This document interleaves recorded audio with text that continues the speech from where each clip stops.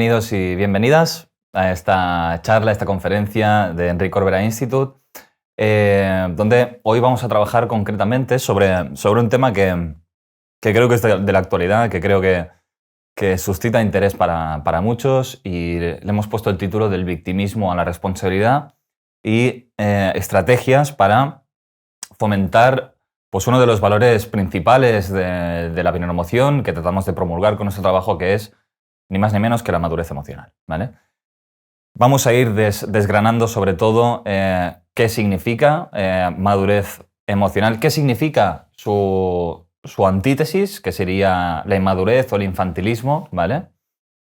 Y cómo se barajan en estos dos binomios tanto el concepto victimismo como responsabilidad, ¿vale? Y, en cierto modo, yo creo que todos estamos en el proceso, ¿vale? O en el tránsito de ir de una fase, pues eso, más infantil, más primigenia, ¿no? que sería ese victimismo, esa inmadurez, hacia un estadio de más responsabilidad, de mejor gestión emocional y de más individuación en muchos sentidos. Es un poco el proceso que Jung decía de la individuación, de entender que al final lo importante para nuestra salud y para nuestro equilibrio interno es ser capaces de poder generar una identidad que sea lo más autosuficiente posible, pero que a la vez esté en consonancia y se sepa relacionar con su entorno de una manera equilibrada y saludable, y que entienda sobre todo que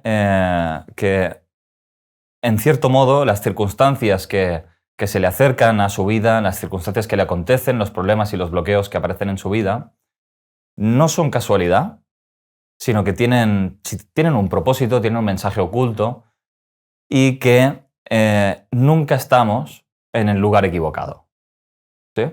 Esta premisa que iremos reforzando a lo largo de la sesión tiene mucho que ver con este valor que tratamos de encontrar, ¿no? Decía Anthony de Melo, y os voy a leer una frase textual que es uno de nuestros autores de referencia, decía que el mayor aprendizaje de la edad reside en aceptar la vida exactamente como nos llega, ¿no? Y este es precisamente uno de las ideas que creo que marca sobre todo y define sobre todo lo que es madurez emocional, ¿sí? Aceptar la vida tal cual nos llega. Y eso no significa que las cosas no nos puedan molestar en cierto punto cuando nos llegan, cuando, yo qué sé, por ejemplo, tenemos un problema en nuestro trabajo, cuando tenemos un conflicto a nivel de pareja, o cuando, yo qué sé, nos despiden de una empresa determinada, lo que sea. Es decir, cuando llegan las cosas, pues siempre tenemos una reacción emocional que podríamos tildar de adversa o de negativa, pero creo que la persona madura siempre llega un poco, tarde o temprano, ¿vale? Algunos más tarde, otros más temprano, pero siempre llega a esa conclusión de que eso que está pasando tiene un sentido para mí. No es casualidad que me llegue ahora, en este momento, en este año de mi vida y en estas circunstancias, y es un trabajo personal el poder darle la lectura más positiva para mí, ¿sí? Esto es un poco lo que muchos autores en psicología conocen como locus de control interno o externo. El externo sería el yo no puedo hacer nada con respecto a las circunstancias en las que me encuentro. La vida es un poco injusta, ¿no? Esto, mira, me encuentro así por casualidades de la vida, o por buena suerte o por mala suerte, y no puedo hacer nada al respecto. En cambio, el locus de control interno viene a no creer que yo he atraído en cierto modo lo que me ha pasado, porque eso, pues digamos, hay vertientes más espirituales o esotéricas que sí lo creen, pero si más no, el cómo gestionar aquello que me encuentro, ahí sí que podemos estar todos de acuerdo. Es decir, cómo enfrento aquellas dificultades y en qué medida yo señalo con mi dedo acusador todo lo que sucede en el exterior como causa de mis problemas, o en qué medida yo entiendo que eso puede ser un recurso perfecto para mí para poder aplicar ciertos cambios, ¿sí? Ciertos cambios saludables para mí, en definitiva. Porque cuando yo me encuentro que ciertas circunstancias me dificultan el tránsito o el camino que estoy tratando de emprender, el último mensaje es que quizá no vas bien por aquí, que quizá tienes que mirarte las cosas de otra manera, que quizá te puedes plantear las cosas de una forma distinta que te ayude precisamente mucho más de lo que tú creías hasta ahora, ¿sí? he tratado, ¿vale? Como podéis ver, si podéis ver la gráfica que tengo en pantalla, he tratado de identificar un poco ambos lados de esto que estamos hablando, ¿vale? Uno sería el victimismo, la otra la responsabilidad, y creo que hay dos, en cada una de estas categorías, dos, digamos, subapartados, ¿no? Subcategorías, que definen bastante ambos posicionamientos. Dentro del victimismo, algo que define bastante esta palabra sería la sensación de indefensión, como decíamos, ¿no? La causa de mis problemas está en el exterior y yo no puedo hacer nada para cambiar las cosas. ¿Sí? No está en mis manos. Esto significa, ¿vale? Esa posición de no está en mis manos, ¿no? Es lo que fomenta precisamente esa sensación de victimización. ¿Sí? De no poder hacer nada, pero también de eludir toda la responsabilidad al respecto. Porque como no tiene que ver conmigo todo aquello que pasa, yo no soy quien tiene que cambiar ni quien tiene que modificar nada de su conducta, de sus creencias o de mi estilo de vida. ¿Sí? Y la otra es lo que decíamos, el infantilismo, ¿no? Es decir, son los demás el problema, son ellos los que tienen que cambiar y no yo. ¿Sí? Y eso es lo que me va a dar estabilidad emocional. Así es como piensa un niño, en realidad. Un niño, ciertamente, no tiene ninguna responsabilidad sobre su bienestar, porque depende absolutamente de sus cuidadores, papá o mamá o quien sea. Pero a veces esas actitudes se trasladan en otras fases posteriores de la vida que, si bien inicialmente son saludables y naturales, a la postre suelen ser muy patológicas. Y seguramente ya muchos de nosotros podemos pensar en algún adulto, hombre o mujer, que sigue funcionando así y que tiene un poco esa dinámica de pensamiento. ¿Vale? La otra cara sería la responsabilidad, que se define por la acción y por la madurez. La acción, en el primer caso, sería me centro, y esto es muy importante, me centro en lo que está en mis manos para cambiar las circunstancias. Es decir, puede ser que las cosas no me gusten, como aparecen, pero ¿qué puedo hacer yo para cambiarlas? ¿O cómo me lo puedo tomar de forma distinta? Y la madurez, que tiene que ver con pensar que lo que me sucede oculta un aprendizaje. ¿Sí? Yo siempre creo que hay dos maneras de ver la vida. Uno, la vida está en mi contra. Y dos, la vida está a favor de mi crecimiento. Y es mi trabajo y mi responsabilidad saber verlo.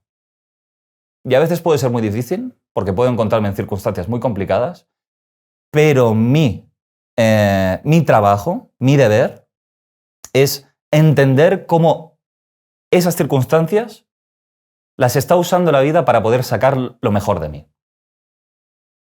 ¿Sí? Y que todo me empuja a un crecimiento. Ya veremos que esta concepción segunda tiene mucho que ver con el concepto que tenemos de nuestros padres. ¿Sí? Porque mi concepción sobre la vida tiene mucho que ver con mi concepción sobre quienes me han dado esa vida. Y si esas personas han sido personas que me han potenciado y han favorecido mi crecimiento, o lo han limitado en algún sentido. Si yo me he sentido limitado en mi potencial o en mi crecimiento, luego voy a transmitir y voy a percibir eso mismo en las circunstancias del mundo. Y voy a sentir que el mundo es complicado, difícil, que es muy difícil transitar por yo qué sé, pues por cualquier cosa o muy difícil conseguir mis objetivos, o cada vez que voy a la empresa siempre me encuentro a un jefe o una jefa que me hace la vida imposible, o unos compañeros que me complican la vida. Y otras personas pueden tener la sensación muy diferente, de que la vida siempre, ¿no? Es como que me pone el peldaño que necesito en el momento oportuno para que yo pueda seguir mi camino. ¿Entendéis? Y ya os lo anticipo ahora, que toda persona tiene que hacer, más allá de poder comprender su historia y entender cómo su pasado, ¿no? Y sus experiencias en la infancia y demás han condicionado su percepción a día de hoy, ¿vale? En sus relaciones y en todas las demás circunstancias. Pero tarde o temprano toda persona tiene que hacer un esfuerzo voluntario que tenga que ver con cómo puedo ver, insisto en esta idea, cómo puedo ver esta situación como favorable para mí. ¿Sí? Ese trabajo es personal e intransferible. Y nadie puede hacer eso por y para nosotros. ¿Sí? Entonces, a continuación, os voy a compartir toda una serie de características. Vamos a entender más a fondo a qué nos referimos con personalidad infantil o perfil infantil, ¿vale? Todo eso que tiene que ver con victimismo, ¿vale? Voy a tratar de desgranarlo lo máximo posible, con la pretensión de que vosotros y vosotras podáis identificar si ciertas características tienen que ver con vosotros o con vosotras, ¿vale? Si, mira, hostia, esto me pasa, ¿vale? Esta actitud o este comportamiento lo tengo. O no solamente eso, sino si hay personas de vuestro alrededor que son así, que eso también me vale. Es decir, personas cercanas, como pueden ser parejas, hijos, padres, hermanos, ¿vale? Que cumplan un poco ese perfil, porque al final con quien os relacionáis también habla de vosotros y por lo tanto me interesa igual, ¿sí?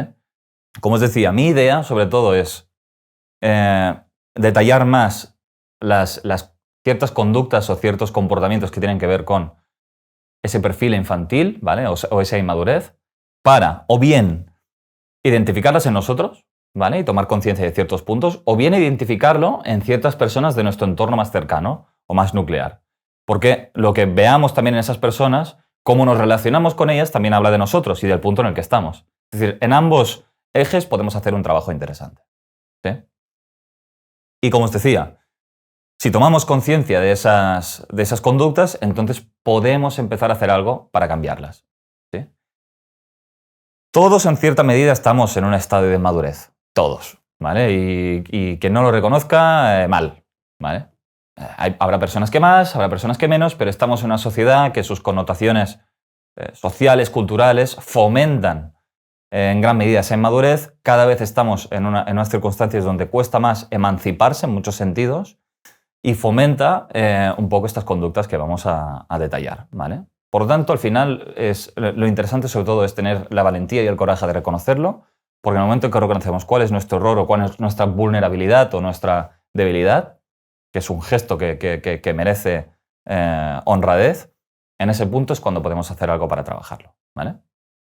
Entonces, una de las primeras características que yo quiero destacar es, que tiene mucho que ver con este perfil, es el hecho de esperar, ¿vale?, que todo el mundo tenga palabras bonitas para nosotros y que nos felicite. Es decir, la dificultad en recibir feedback negativo o que nos digan que no hacemos bien las cosas, ¿sí? Esta es una característica muy habitual, ¿sí? La persona inmadura trata de siempre darle voz sobre todo a las personas que tienen felicitaciones o que te van a decir pues lo bien que haces las cosas y demás. Y ese perfil de personas, cuando viene alguien que puede ser un profesor, un mentor del tipo que sea, o incluso pues un padre, que les dice, oye, mira, esto no se hace así o esto lo haces mal, se hunden a la primera, ¿sí? Y por lo tanto, por esa precisa razón, evitan exponerse. Evitan exponerse, evitan tomar ciertas decisiones, quizá a nivel profesional, ¿sí?, quizá a nivel relacional, porque donde todos esos ámbitos en los que pueden sentir que pueden cometer un error o que pueden fallar, como tienen miedo a transitar por esa experiencia, lo que hacen es defenderse y no exponerse nunca, ¿sí? Es como que viven siempre detrás de un muro, donde ahí no cometen fallos, donde ahí no se arriesgan, no toman acción y como por tanto no toman acción, nadie les puede decir que hacen las cosas mal y se sienten protegidos, ¿sí? Curiosamente, un niño no tiene esa actitud, porque la naturaleza de un niño, ¿vale? Si habéis tenido hijos, hijas, lo sabréis, es, por ejemplo, con el hecho de andar. Empiezan a andar, se pegan unos talegos y unas hostias flipantes, pero aún así ellos siguen, ¿sí? Y no tienen miedo al error. Entonces, un adulto, en cierto modo, también tiene que sentirse así, de que el error es necesario.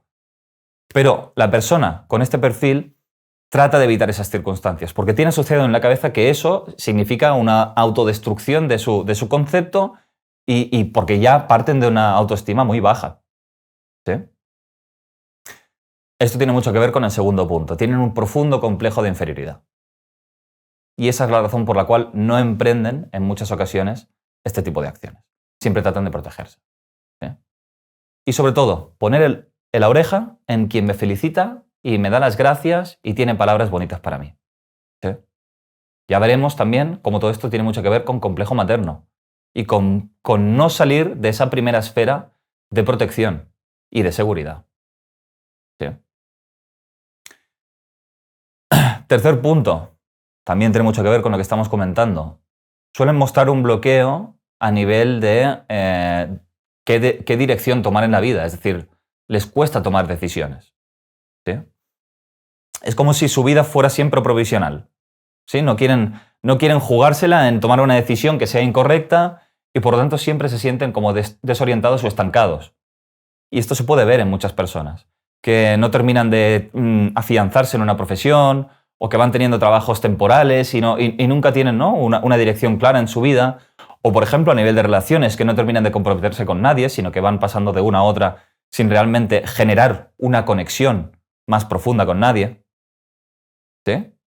Es como que todo es temporal, porque no quieren jugársela. Porque ¿y si me equivoco? ¿Y si ese no era el camino? Quizá otro camino era mejor que ese. Y así es como viven. ¿Sí? Como que quizá me deparaba un futuro mejor que la realidad que tengo ahora. Y ese miedo a equivocarse también lleva a no tomar ninguna decisión y no decantarse por nada. Y al final la vida es elegir y sacrificar ciertas cosas por quedarse con otras. ¿Sí? Esto se traslada, como digo, en quizá no terminar la educación si estamos estudiando, o quizá si hemos estudiado no buscar trabajo o postergar un poco esa decisión, o quizá si estoy en un trabajo, pues no terminar de comprometerme en ese trabajo, o quizás si me dicen las cosas que hago mal o me dan un feedback, pues me voy y ya os apañaréis. ¿Sí? Todo ese movimiento, ¿vale?, que tiene que ver con una falta de estructura y una falta de normas internas, ¿vale? Y una falta de disciplina muy clara. Tienen una incapacidad para gestionar los fracasos, ¿sí? El ansia de recompensa es muy alta, es decir, yo cada vez que hago una acción ya necesito que me digan ya necesito que me feliciten por eso. ¿Sí? Hay un proceso arquetípico que se llama el camino de cenizas, ¿sí?, que es el que tarde o temprano todos tenemos que pasar, y quizá no una vez, sino varias, ¿no? Fijaros, uno de los cuentos más representativos sobre esto tiene que ver con la Cenicienta, que literalmente significa, etimológicamente, niña de cenizas. ¿Qué le pasa a Cenicienta? Pues que está pues, todo el día limpiando, barriendo, lavando la ropa y sirviendo a sus hermanas y a su madre. ¿Sí? Y es precisamente ese proceso de camino de cenizas, o de tener que, digamos, de construir nuestro orgullo, nuestro ego, y tener que pasar por ciertas fases de saber, de reconocer que yo no sé hacer ciertas cosas, que yo necesito aprender, necesito que me guíen, necesito caerme para luego poder aprender de ese error, ¿vale? Es el reconocimiento de yo necesitar ese proceso lo que hace que al final yo pueda resurgir y pueda tener cierto estatus o cierta posición, que es lo que termina pasando en el cuento. Al final la princesa del cuento es ella, ¿sí?, y no sus hermanas o nadie más, porque ella es la que tiene las connotaciones emocionales y espirituales para poder ocupar ese lugar, porque ha transitado por todo ese proceso y porque sabe lo que significa estar abajo. ¿Entendéis? Lo demás tiene que ver con querer saltarse ciertas fases de aprendizaje, querer acotar caminos, querer llegar ya a ciertos resultados, a ciertas metas, que tiene mucho que ver con el mito de Ícaro, que es acercarse al sol demasiado pronto, sin haber hecho el trabajo previo de todo el proceso que conlleva un aprendizaje, de algo nuevo, de una habilidad, de una maestría, de lo que sea. ¿Sí? Decía una frase que al final un experto en la materia es aquel que ha podido cometer todos los errores de ese campo. Ese es el experto. ¿Sí? Y para eso se requiere cierta voluntad. Y poder dejar tu orgullo y tu concepto al lado y sentir que necesitas ayuda de otras personas. Y esta es otra característica, que tienen un complejo narcisista, de sentir que yo soy superior y que los demás están aquí para servirme. Sí. Esto también es una característica muy habitual. Precisamente por ese miedo a ser visto, porque al final la humanidad es eso, ¿no? Yo te muestro mis fortalezas, pero también te muestro mis debilidades. Y de la misma forma que yo tengo la transparencia y la sinceridad de decir, mira, esto se me da bien, ¿sí?, también te sé decir que hay ciertas cosas que se me dan mal, que no sé hacer, que necesito ayuda y que necesito que me acompañen. ¿Sí? Entonces, precisamente por todas esas connotaciones, estas personas luego les cuesta mucho intimar con alguien. ¿Sí? Hay una gran incapacidad de estar en intimidad consigo mismos y también con otras personas. Porque intimar con alguien requiere también, es exactamente el mismo proceso. ¿Qué es intimar? Es abrir el corazón a otra persona y decirle, oye, mira, yo soy así, tengo estos defectos, me han pasado estos traumas, un montón de cosas que requieren y exigen vulnerabilidad, sensibilidad. ¿Sí? Y a muchas personas les cuesta hacer ese gesto, ¿entendéis, verdad? Entonces, carácter narcisista, muy importante también. Esas personas sienten, precisamente como no tienen ese contacto humano y están protegidas de ese tipo de relaciones, al final sienten que las otras personas están a su servicio. Es como que yo, como tengo esa posición de superioridad y parto de ese autoconcepto, que no deja de ser una compensación de lo fracasado que me siento en el fondo, ¿sí? Lo que quiero es que los demás me cuiden, me sostengan. Establezco una relación maternal con el mundo, que es lo que hace un infante. ¿Sí? Todo esto trasladado a las relaciones de pareja, que también es muy importante verlo, ¿vale? Como hemos dicho, también en las relaciones de pareja les cuesta reconocer sus errores y defectos. Son demasiado orgullosos.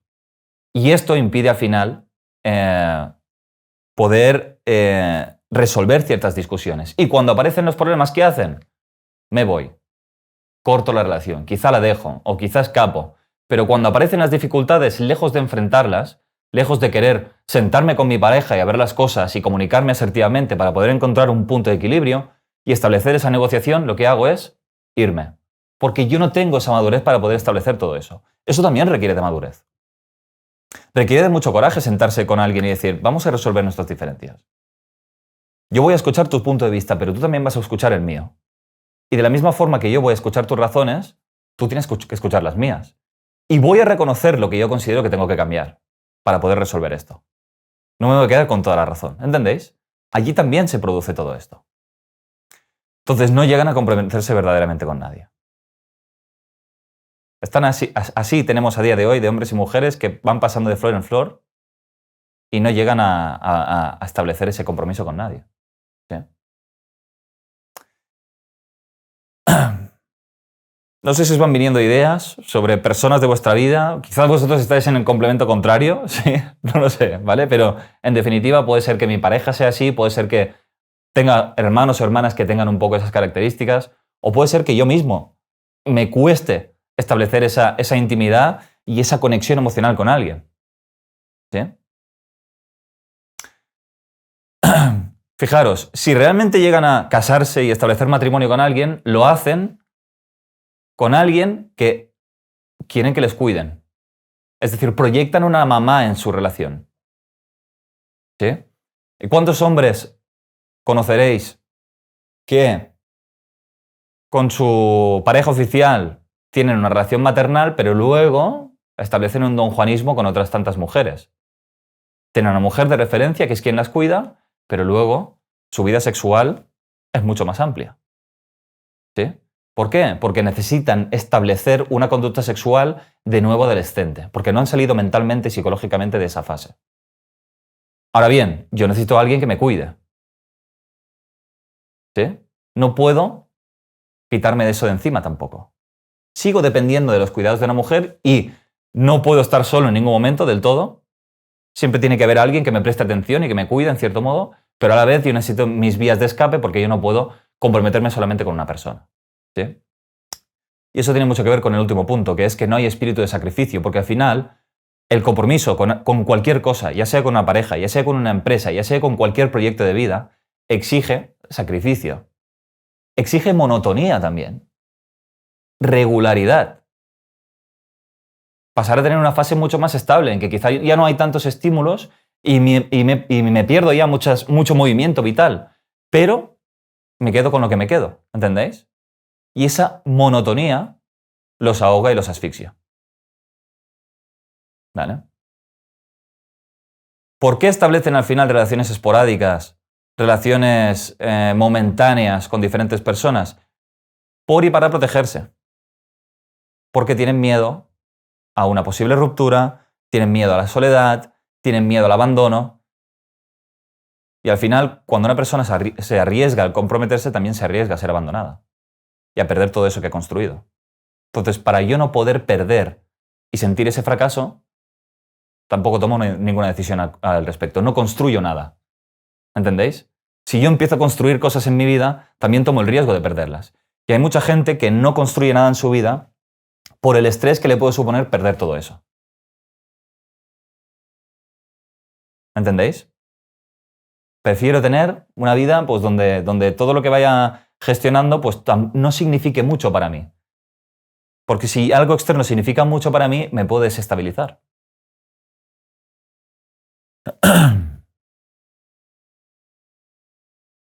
Entonces, primeras preguntas reflexivas que planteo, ¿sí? Que es, ¿qué actitudes de las anteriores me corresponden o pueden tener que ver conmigo? ¿Sí?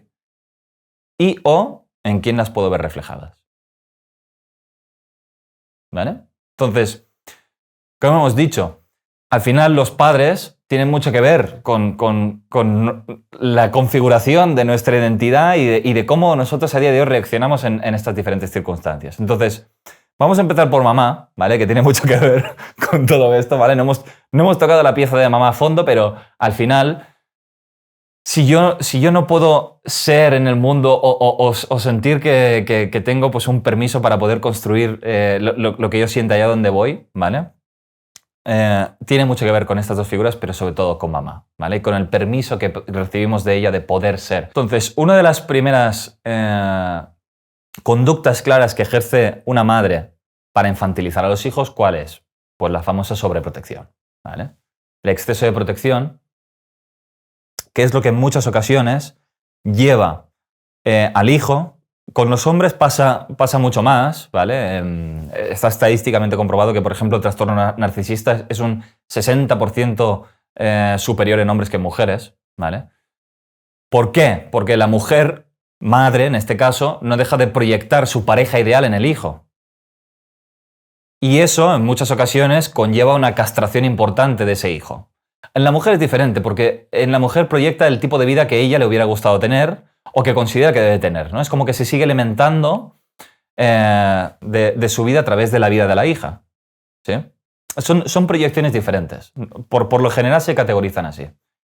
Entonces, la mujer, desde el impulso de querer generar un hombre perfecto para ella, termina dándole, a través de esa sobreprotección, todos los derechos a ese niño, ¿sí? Y ese niño se termina convirtiendo pues precisamente en lo que pretendía evitar, que es a alguien que se siente superior a los demás, que siente que los demás están a su servicio y que por lo tanto es alguien que ejerce manipulación y maltrato.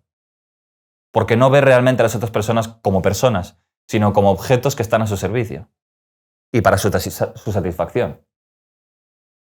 Y hay muchos hombres que tratan así a las mujeres. Y normalmente esos hombres provienen de entornos en los que hay una mamá sobreprotectora que lo ha castrado. A base de protegerlo. ¿Sí?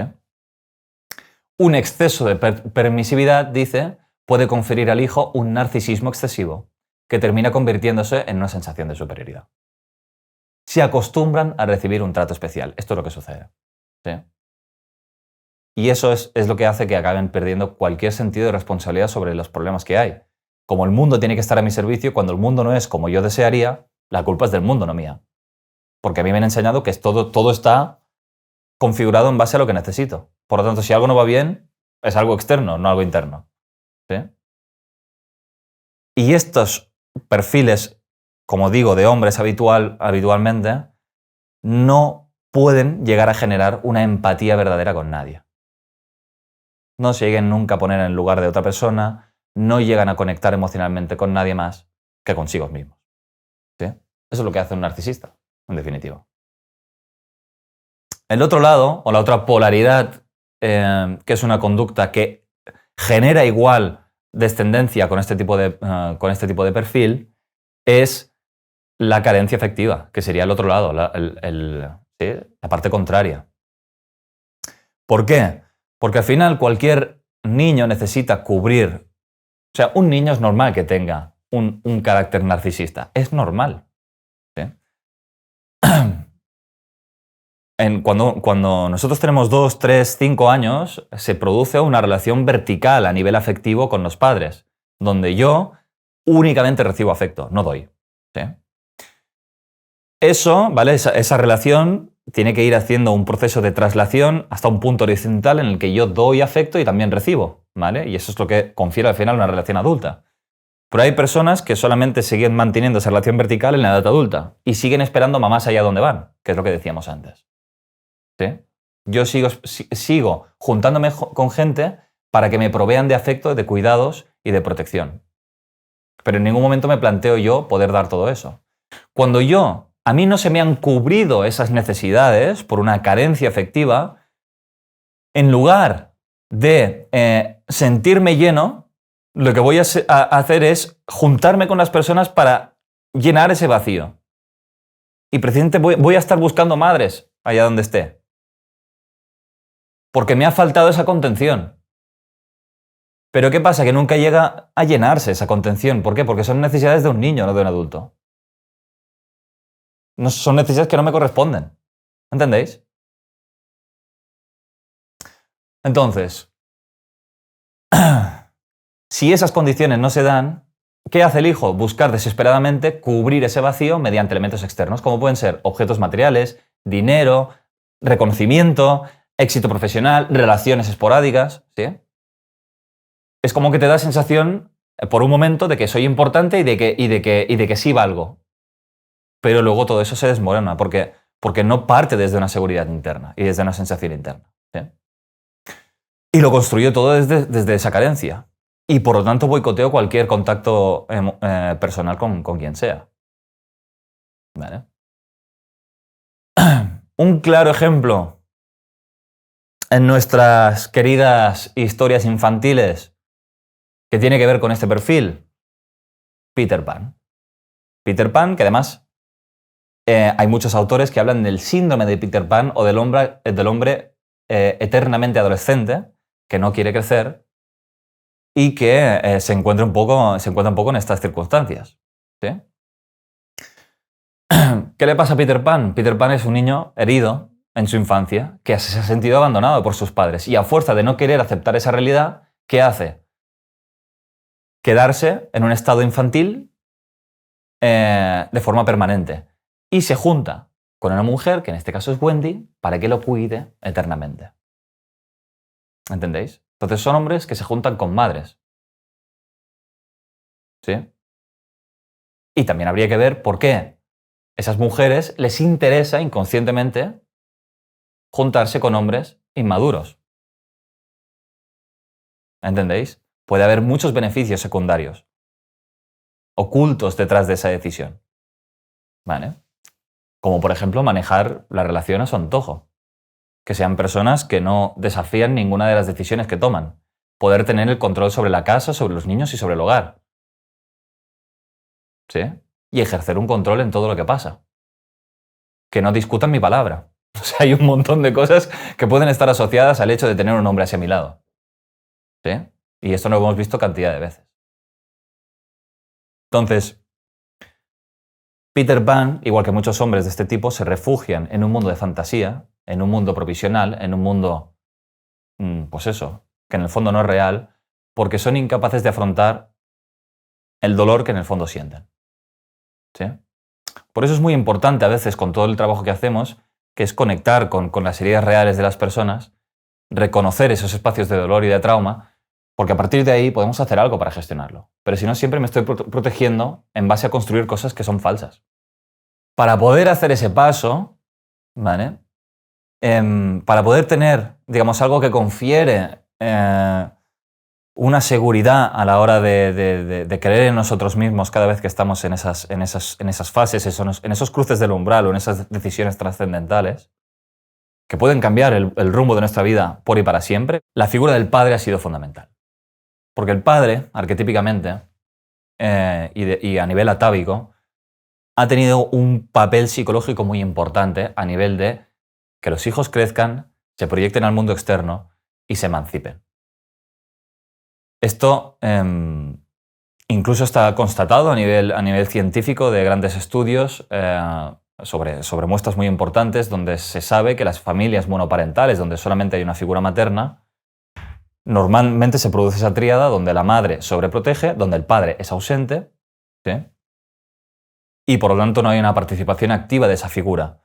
¿Y qué termina sucediendo? Que esos hijos o esas hijas, ¿vale? En mayor porcentaje los hijos, insisto, pues no terminan sus estudios, no encuentran trabajo, las mujeres se embarazan demasiado pronto y de alguna manera se destruye, ¿vale?, la capacidad de esa persona de ser alguien apto y resolutivo para el mundo y de sentirse alguien competente. Entonces, como digo, el papel del padre también aquí es fundamental. Y hay mucha mujer que no deja actuar al padre en ese sentido por muchas razones inconscientes. Y hay muchos hombres que precisamente por su inmadurez no quieren ejercer ese papel. ¿Sí? Y normalmente se encuentran ambas energías. Hay dos conductas principales en el caso del padre. La primera es la agresividad, que no hace falta que pegue o que abuse, pero que en definitiva es alguien en donde tú sientes una limitación en tu crecimiento, que arquetípicamente se conoce como el padre devorador o Cronos, que era el padre que devoraba a sus hijos para nunca ser superado y que su orden y su estructura prevaleciera siempre. ¿Sí? Cuando yo digo no, es no. Si yo tomo esta decisión, no se puede cuestionar. No se puede producir un diálogo fructífero y rico entre generaciones, porque solamente se impone una voz. ¿Verdad que te suena eso? Pues hay muchos hogares así. Entonces, cuando el padre infunde este tipo de miedo, el hijo o la hija no se ve con la autoestima suficiente para salir al mundo y creer en sus propias competencias y capacidades. Como no es capaz de hacer frente a las dificultades del mundo, tiene tendencia a sentirse víctima de esas circunstancias, porque no sabe manejarlas. Entonces, en lugar de reconocer que yo tengo miedo a dar ese paso, o de que estoy, pues eso, ¿no?, que no me siento seguro, segura, o de que me invade todas las inseguridades del mundo y que estoy cagado en mis pantalones, ¿vale?, por decirlo vulgarmente, en lugar de reconocer eso, lo que hago es que mira, es que claro, es que tengo al compañero que ha venido aquí y me ha quitado el sitio, o es que tengo un jefe que me hace la vida imposible, o cualquier razón externa. Porque eso me hace sentir mucho más tranquilo y me da mucha más paz mental. Lo otro me puede perturbar a niveles insospechados y al final me obliga a cambiar si me quedo con la responsabilidad. Algo tengo que hacer si veo las cosas diferentes. ¿Sí? La otra cara del complejo paterno es la ausencia. La ausencia del padre. El padre que nunca está o que si está es como un mueble de casa. Me explico que está, pero no hay ninguna implicación emocional. Es un padre incapaz de asumir las responsabilidades que implica hogar, familia. Y cada vez que hay conflictos, problemas por resolver, ¿vale?, porque en cualquier matrimonio y en cualquier hogar pues siempre hay momentos de crisis, con esa persona no se puede contar, porque es una persona que se evade. O a día de hoy se puede evadir haciendo running, haciendo bicicleta, o haciendo motociclismo, o pádel. Pádel está muy de moda ahora, sobre todo en España. Hay un montón de clubs de pádel donde se van todos los hombres de 45 para arriba todos los fines de semana. Entonces, como os decía, la ausencia del padre refuerza la protección de la madre. ¿Sí? Y eso es otra vez una forma de incentivar un infantilismo. Al final el hijo tampoco se puede proyectar en un modelo adecuado para él y muchas veces el hijo lo que se termina sucediendo en esa casa es que termina ocupando ese papel de padre responsable, pero también es una forma de no ser niño y por lo tanto no pensar en él, sino pensar en lo que necesita el sistema y no en lo que necesito yo. Y en las hijas normalmente lo que pasa es que entonces se juntan con hombres que ya parten del concepto de que no son hombres, son niños y que por lo tanto van a establecer una relación maternal más que una relación adulta. Sí. Y ya parten de la base de que con un hombre no pueden confiar en poder llevar el peso de lo que implica una vida adulta. Y que van a tener que llevarlo solas. ¿Cuántas mujeres son la madre y el padre de la casa? Y lo llevan todo. Y el padre es otro hijo. Tienen 3 hijos más el padre 4. ¿Sí? Para cerrar, si os parece, vamos a hacer una un recordatorio, ¿vale? Lo hemos ido viendo, ¿vale? Pero un recordatorio de lo que significa y de lo que implica esa madurez, ese camino en el que estamos los 4 aquí y toda la humanidad, ¿vale? Creo yo. Pero fijaros, 5 puntos que para mí son clave, ¿vale? El primero, ¿qué implica esa madurez? En primer lugar, supone una renuncia a pensar que todo sería distinto si los demás fueran distintos, a dejar de culpar a los padres por la vida que hemos tenido, ¿sí? Dejar de pensar en lo que nos falta y en lo que no hemos tenido, porque todo ese tipo de visiones de, oh, es que si mi pasado hubiera sido diferente, si papá hubiera sido diferente, ¿no? O si mamá hubiera sido diferente, yo sería una persona diferente. Ese tipo de visión nos ancla en el pasado en lugar de proyectarnos hacia un futuro mejor. Entender que las dificultades y las vicisitudes que nos encontramos a día de hoy son por algo, ¿vale? Se ha visto claramente también. Que la vida siempre nos acompaña en nuestro crecimiento. Nunca va en nuestra contra, siempre va a nuestro favor. Significa no tener miedo a reconocer los propios errores y limitaciones y asumir las consecuencias que se deriven de ellos. Implica no tener miedo a pasar a la acción. Pasar a la acción, que me vean, que me exponga y que a partir de ahí pueda aprender de esa experiencia. Y por último, y no menos importante, ya lo hemos dicho, saber sostener el desacuerdo de nuestros seres queridos.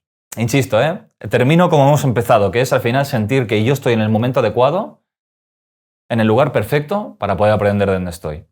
Es entender que la vida es como que nos empuja gentilmente a darnos cuenta de, no es por aquí, es por aquí. Que las cosas las puedes ver de otra manera y que solo con ese cambio de percepción podemos hacer grandes cambios. ¿Sí? ¿Parece? Pues ha sido un enorme placer, ¿vale? Estar con vosotros esta tarde. Un beso muy fuerte y un abrazo desde aquí y nos vemos muy pronto.